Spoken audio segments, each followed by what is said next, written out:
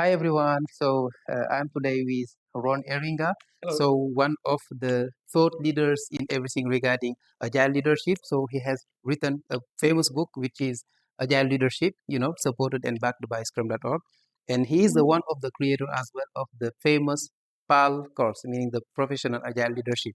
A very inspiring course that have inspired, let's say, hundreds of agilists around the world. So it's a pleasure to be with him and to have the chance to, let's say, interview him. Thank you for accepting my invitation, No Ron. problem. Yeah. Perfect. So my first question, Ron, is about leadership itself. How what does it mean to be a leader that can drive success of the companies in the complex world we are in currently?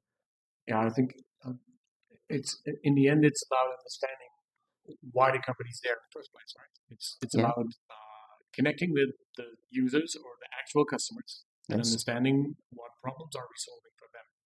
Excellent.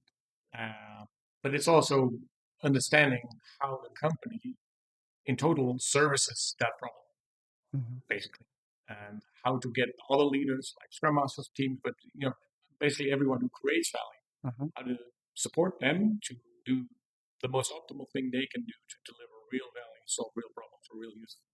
That's Perfect. basically, Excellent. yeah. I will come back to that one at the very end. Yeah. But I have another question before. In your experience, and I assume that you have seen tons of organizations and tons of leaders, Yeah. what are based on your experience? What are the main characteristics you have found that can help a leader be successful in driving innovation and success for their companies? Yeah, it kind of depends on what you mean with successful, how you measure success, right? Mhm. I mean, success can be about making money, and I think that's what most of Yeah, sometimes. Yeah, organizations do nowadays. exactly. But to go beyond that, I think it's your ability to understand why we're here in the first place as a company, Exactly. and what are people willing to pay for the problems we're solving for them. You Mhm. really first need to understand why you're there in the first place. Mhm. So it's like I'm a big fan of Simon Sinek's gold circle. Yeah. It's a combination of understanding why you do what you do, Mhm. but also do you have the right people in your company Yeah. that are intrinsically motivated to solve that kind of problems, Mhm. or are people just there to make money because there's so many other companies that do that, right? I Exactly. think Yeah. that's what makes a difference. So, Yeah. Yeah. Yeah. Okay, yeah. interesting, interesting. And coming back to what you just mentioned, how could we, according to you, how could we equip the Scrum Master, the product owners, etc., to be supportive to the leaders? Because we are in companies, we're talking about agile transformation, we are helping the teams. That's okay, very good. Mhm. But what about the leaders? Because they are a very, let's say, important element of the whole organization. How can we Yeah, support them, or how can we be equipped to do so? that's an interesting question that you asked there. Maybe the question should be the other way around. Hmm. My question would be, how could leaders be supported to support the Scrum Masters, product owners, Yeah, we need that as well. Yeah, that's the true. teams deliver what they need to do? Exactly. But of course, I do understand the change often happens from the bottom up, where Mm. the teams need to deliver, and what can coaches, Scrum Masters, product owners, the informal leaders that are with the teams Mm. do? I think um, many leaders or Scrum Masters or coaches that I encounter, they try to change and to move to agility right away.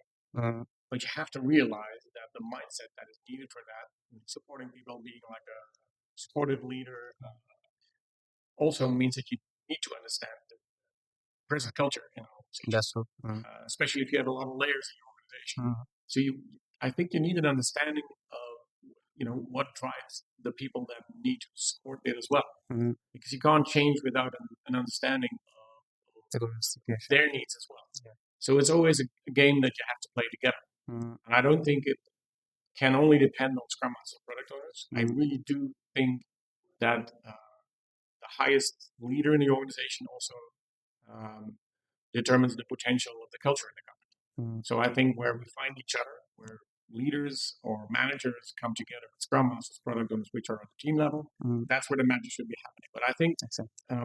listening to each other, understanding what our needs are, that's where it starts.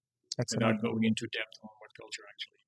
Yes, that's we could talk for ages. Yeah, I understand. Yeah, Yeah. perfect. But it's Perfect. common understanding. Just Yeah. trying to listen to people and really understanding their needs. Okay. That's basically what it comes to. Excellent. Excellent. Yeah. Thank you for that answer. My last question, even though it's two questions combined in one, Yeah. it's an advice. Yeah. We were talking about equipping the Scrum Masters and Agile coaches to be capable of supporting the leaders. Yeah. What advice could you give them to be capable to do so? First point. And Yeah. what advice this time you are giving to leaders so that they can better support the teams and the team that are trying to help with the transformation of the organization? Yeah. So my advice to Scrum Masters, product owners would be to, well, what are the needs of the company? What are the needs of the customers? That's where it starts. You Mm. know, agility is a great idea. We're trying to solve complex problems. Right? That's the mission and vision of Scrum.org as well. Yeah. But to be able to solve complex problems, you need a mindset of openness, transparency. But how do you do that when people are so caught up in their own, goals, Mhm. stuff like that? So I think from a Scrum Master perspective, I think it starts with creating the transparency that is needed to be to have agility work. Creating like trust, that's in itself already quite hard. Mhm. And I think the same thing goes for product owners who relate to stakeholders with that. So it's about creating trust. It's about um, not taking a hierarchical position Mm. above the teams, so Yeah. that people feel supported rather Yeah. than directed again. Yeah. So that's I think my advice would be towards Scrum Masters, product owners, but also do understand where the managers are coming from. Mm. Because they have, they're probably having stakeholders and other people and customers demanding things. So try to understand what's They have basically, pressure as well. Yeah. basically what we talked about in the last question. Mm. What I would advise leaders to do is, well, I always compare that to raising kids. Mm. Like in the end, it's the teams that need to do the Mm. work. It's they that need to survive in the complex world. Mm. So telling them what to do continually doesn't help.